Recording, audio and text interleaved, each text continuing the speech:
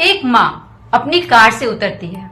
खुर्जा बुलंदशहर में एक खेत के पास जमीन पर एक जली हुई लाश है। पुलिस वाले रोक रहे हैं, लेकिन वो माँ रुकी नहीं।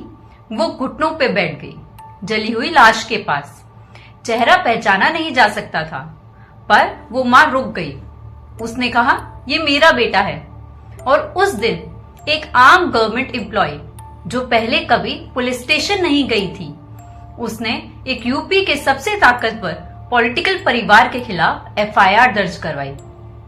आज हम बात करेंगे नीतीश कटारा मर्डर केस की। एक 23 साल की लड़की की कहानी जो सिर्फ इसलिए मारा गया क्योंकि उसने प्यार किया।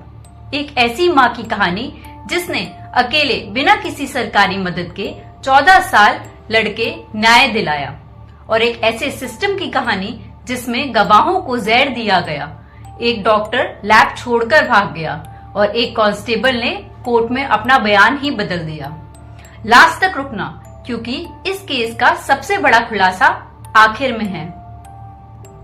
नीतीश कटारा एक रेलवे ऑफिसर का बेटा, सीधा साधा मिडिल क्लास परिवार। मां नीलम कटारा केंद्रीय विद्यालय में एजुकेशन ऑफिसर थी। 1998 में नीतीश ने आईएमटी गाजियाबाद में एडमिशन लिया। वहां उसने नए दोस्त बनाए, भारत दिवाकर, गौरव गुप्ता, और एक लड़की से भी दोस्ती हुई। उसका नाम था भारती यादव। दोनों साथ पढ़ते थे। नीतीश ने रिलायंस जनरल इंश्योरेंस में जॉब ले ली दिल्ली में। भारती भी दिल्ली में रही। दोस्ती धीरे धीरे प्यार में बदली। नीतीश की मां नीलम को दिसंबर 2001 में नीतीश ने खुद बताया कि वो भारती से शादी करना चाहता है, पर नीलम का एक कंसर्न था।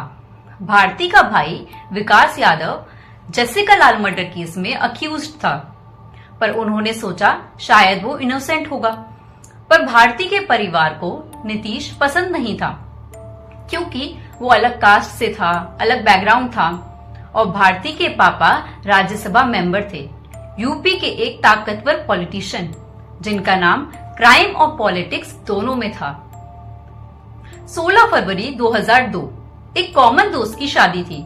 दोनों को इनवाइट किया गया था, नीतीश को भी और भारती के परिवार को भी। एक सिक्योरिटी गार्ड ने देखा विकास यादव, विशाल यादव और सुखदेव पहलवान, 3 लोग नीतीश के पास गए। कुछ बातें हुई और नीतीश उनके साथ कहीं गाड़ी में चला गया। वो काफी देर तक वापस ही नहीं आया। भारत दिवाकर, नीतीश का दोस्त, सीधे नीतीश के घर पहुंचा।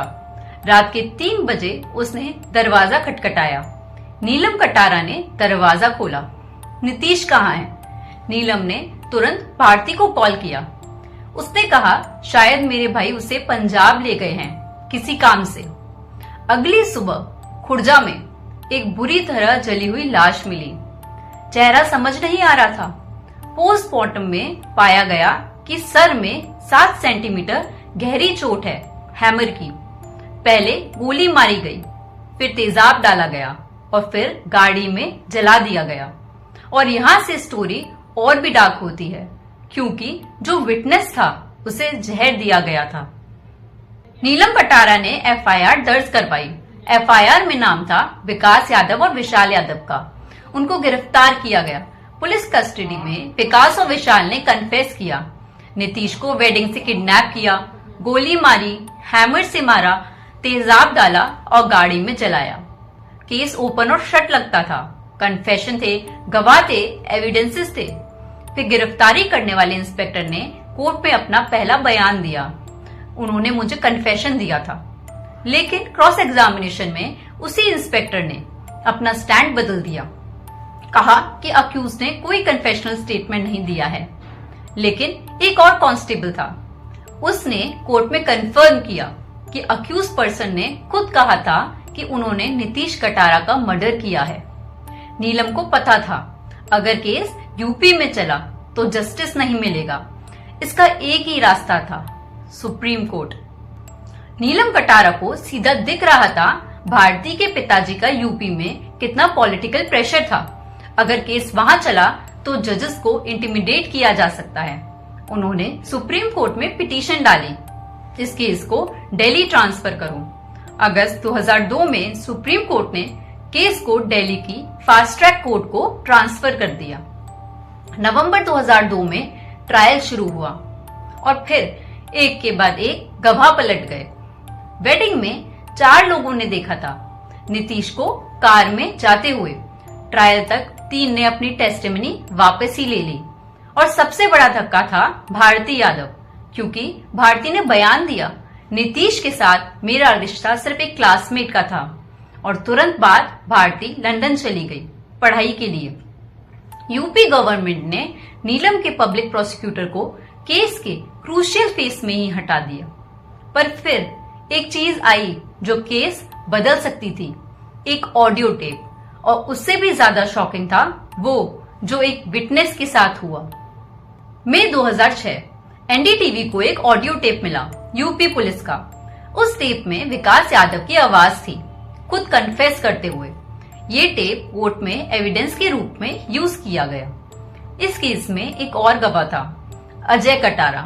वो उस रात स्कूटर पर जा रहा था जब एक व्हाइट गाड़ी ने उसे ठोका। गाड़ी से विकास और विशाल नीचे उतरे और अजय ने गाड़ी में नीतीश को देखा। अजय कोर्ट गया, उसने टेस्टिमनी दी और फिर उसकी जिंदगी तबाह हो गई। अजय के ऊपर 37 केसेस फाइल हो गए। उसकी पहली शादी टूट गई, बार बार घर बदलना पड़ा, प्रॉपर्टी रिलेटिव्स के नाम पर रजिस्टर करनी पड़ी।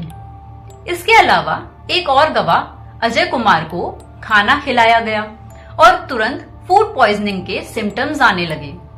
सोचिए, इस केस में विटनेसेस को जहर दिया जा रहा है। डीएनए लैब वाला भाग गया एलिजिडली थ्रेट मिलने के बाद। सैंपल कोलकाता भेजे गए, वहां से कंफर्म हुआ। फिर नवंबर 2006 में वो हुआ जो नीलम सालों से चाहती थी।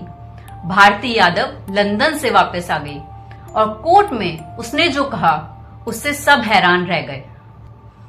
नीलम कटारा ने कोर्ट में खुद पिटीशन दी। भारती एक मटेरियल विटनेस है, उसे बुलाना जरूरी है। अंत में प्रोक्लेम्ड ऑफेंडर डिक्लेयर होने के डर से भारती लंदन से वापस आई। भारती ने कोर्ट में कहा नीतीश सिर्फ अच्छा दोस्त था, लेकिन प्रोसिक्यूशन ने कोर्ट में वो गिफ्ट्स दिखाए, वो कार्ड्स दिखाए जो भारती ने नीतीश को भेजे थे। यही एविडेंस कन्विक्शन में मेन रहे, क्योंकि इससे मोटिव एस्टेब्लिश हुआ। और फिर विकास यादव, विशाल यादव और सुखदेव पहलवान तीनों को दोषी माना और लाइफ इम्प्रिजनमेंट दे दी गई। दिल्ली हाई कोर्ट ने इस केस की वजह से विटनेस प्रोटेक्शन गाइडलाइन इंप्लीमेंट की। पहली बार इंडिया में विटनेस की सुरक्षा के लिए एक फ्रेमवर्क बना। अगर इस वीडियो ने आपको कुछ सोचने पर मजबूर किया हो तो इस वीडियो को किसी एक इंसान के साथ शेयर करो, क्योंकि नीलम कटारा की कहानी सिर्फ एक मर्डर केस नहीं है, ये एक रिमाइंडर है कि इस देश में आम आदमी भी लड़ सकता है और जीत भी सकता है। लाइक करो, सब्सक्राइब करो और नेक्स्ट वीडियो के लिए रेडी रहो। Till then take care.